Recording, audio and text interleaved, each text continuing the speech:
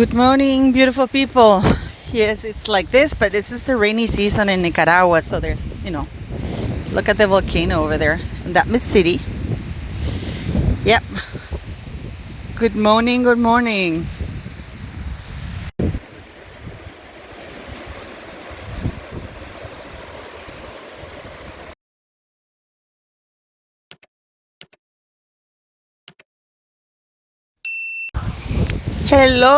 Hello, beautiful people. I'm just gonna go for a walk here. How much did Harry and Meghan actually get paid by Spotify and Netflix? Well, a lot of people are jumping for joy because Meghan Markle's Spotify thingy got canceled. I was surprised it even went. She even got a second episode after her first one aired with Serena Williams. Now, the reason why I think it's well deserved that they cancel it is because, okay, that's fine. She should have never gotten it in the first place because she didn't earn it. It's not the same as if somebody like Serena Williams or anybody else get it because, they're celebrities in their own rights. They have gotten it. They work really hard for the platform they have made for themselves. I mean, I have about 66,000 people on my channel, subscriber, beautiful people. But it's hard. It's hard. I mean, it is really hard. But Meghan Markle instantly got a global audience, a global platform, because of who she married, not from her own merits. And the worst part of it all is that the entire world was pretending that it was because she was somebody, because she had done something herself. And that's the part that really bothered me, because it wasn't as much that oh, there's City has seen her brother. See? It's not as much that she did a show, but that people were pretending that it was because she was so great, that she got it out of her own merits. People were trying to hype her up. People were trying to hype her up her status as though she had it prior to marrying Harry, when we know that's not the case. Oh, it's starting to rain. And then what did she do with those? How many were they? 10? Were they 10 episodes? I can't remember if there were 10 episodes. What did she do with that? She settled scores. The word bimbo, diva, those are words that she was called always, all her life, because even when she was a D-list unknown, because she's still a D-list known, but she was a D-list unknown. She was that. She behaved that way. She was nasty. She was never gracious nor kind. And we know how our Mexi loves the kind thing. I have to go in because it's starting to rain. Oh my goodness, guys. This is avocado toast, not Meghan Markle. Other than the onion, and this chocolate is made here. That guy is talking about the chocolate tour. They're actually about to grind the chocolate. But this chocolate is made here. Other than the onion, look at this. This is beautiful. All these vegetables are grown in the island here. Pretty good, huh? Pretty cool place. It's won me over because they have beer.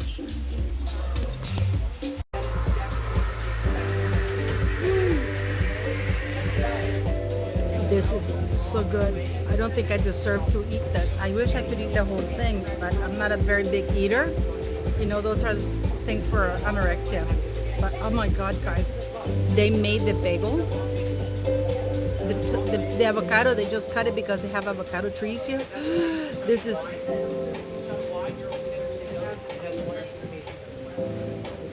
ahua. And instead of using that Spotify to talk about positive archetypes, she used it to talk about negative ones. It really says a lot about a person's frame of mind that you only concentrate on the negative when there was none to begin with. Diva was always a good word. I mean, now some people use it in a nasty way, but it's not really. Diva was somebody with talent. It's even used on men. He's such a diva. Bimbo. Why? because she wanted to justify the fact that she chose to be on Deal or No Deal, and she enjoyed it and was excited about it. Okay, I think it was her biggest payday prior to Suits. So now that she felt herself to be a duchess, she needed to justify her past choices by saying, I was forced to do that. I didn't want to do it. But then again, Meghan was not starving, was she? She had a boyfriend and a father who were paying for everything. As she said, she never had to do a job like other actors, that other actors have to wait tables, have to like really work. Oh, she did calligraphy, but that was for her little luxuries. But it wasn't a matter of life and death for her to take that job. It was a choice, a conscious choice she made. But now that she feels that she is better than everybody, she has to justify it and almost say that she was forced to take that because she had no options. Maybe she had no other offers at the time because she's not talented. She was not talented. What was it she said? You're not black or white enough. No, Meghan, you were not talented enough. You are not beautiful enough. This is just another thing that people keep hypering up how beautiful this woman is. Meghan is not an ugly woman, but is not beautiful. She's not a beautiful, the way they try to portray her, like almost like the most beautiful woman on earth. That's how things are going right now with this thing. She's not. She's an average looking, decent looking woman. But even now her looks are fading with so much crap she's put in her face. Probably she would have been interesting looking had she not had so much plastic surgery. Has she let her afro, thrive? Has she let her nose be her nose? Her teeth were not bad at all, but she wanted to have them perfect. Fine, that's okay. But her nose, all of her that was interesting, she erased, trying to be vanilla. And I mean, shame on Spotify, not for canceling their show, but for even, that they spent so much money in publicity. Remember those big ass nasty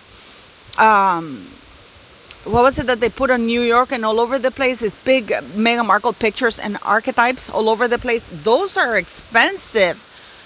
Those cost hundreds of thousands of dollars to promote a D-list with a podcast that the algorithm had to be spiked in order for her to appear anywhere on top. We all know that she did not beat Joe Rogan, and it's insane that people are doing that. They had to pay for her to get awards. But people are insane. People are still going on saying, oh, she won an award. How? Because I couldn't hear it, to tell you the truth. I just went by what it was because I couldn't hear it. It was just too much for me. I just couldn't take it. So, but yeah, so Spotify now is paying the price. Hundreds of people have been fired. Netflix is following suit. Harry's absolutely desperate, cozying it up to the Warrior games because Invictus is not doing well. And it has nothing to do with Meghan Markle because I know she's been trashed enough around the press. A while ago, I said that Netflix Invictus was canceled. Thankfully, they didn't pick on it. And they didn't pick on me. I feel bad for Meghan Markle, but hey, good publicity for her.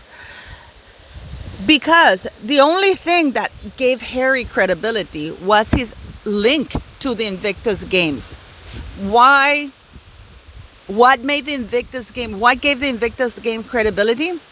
The fact that the UK army was backing it. It made it look legitimate because it was part of the royal family, part of the monarchy. It was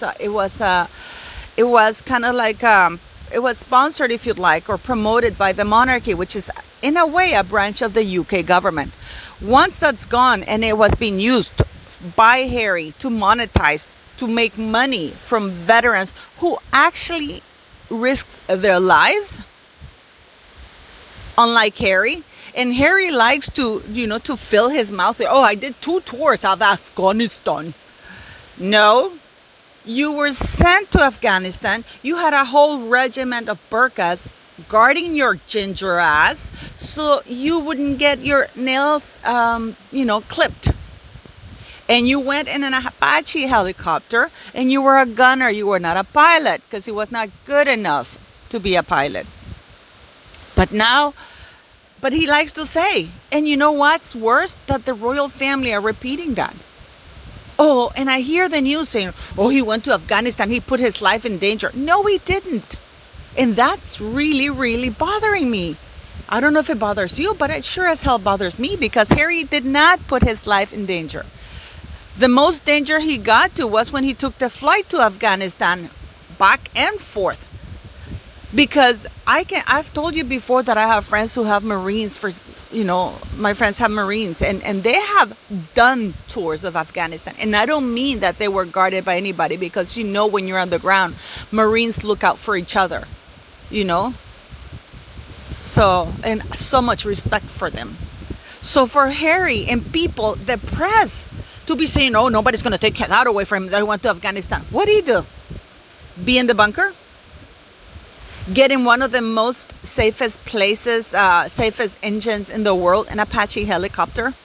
And by the way, before he went up on air, it was searched around to make sure that there was no real danger. There were drones sent to ensure that when his ugly ginger toes went there, he wouldn't be hurt. So what danger? How did he serve his country? He endangered the lives of the Gurkhas, the regiment, his bodyguards, just because the royal family wanted to send him abroad and rehabilitate his image because of the racism thing, the drugs things. They didn't know what to do with him. That's why Harry ended up in Afghanistan. Because out of choice, he could have gone back there. Remember when he did those interviews saying, oh, I don't want to be a prince. That's a hindrance. How do you want to be addressed today, sir? This is in court. That's just last week or something like that. His Royal Highness. And after that, Prince Harry. What a twat, I swear to God. But yeah, I am actually angry at Spotify for having given Meghan the use of their huge platform to spew her vile negative views on life. Why didn't she concentrate on motherhood? Why didn't she concentrate on single mothers? I would have done that, especially her first 10 episodes or 12. I don't even know how many there were. She could have done something about motherhood, single mothers, the struggle they face. Didn't her mother claim to have raised her completely on her own? Why didn't she have her mom there? Talking about motherhood and how hard it was for Doria to raise her on her own, because we all know the answer to that, because it was Mr. Markle. How about opportunities? Instead of being grateful, you know what? I did that Deal or No Deal show. It was a great opportunity. I love working with people there, I'm glad to have had the opportunity like everybody else, but no.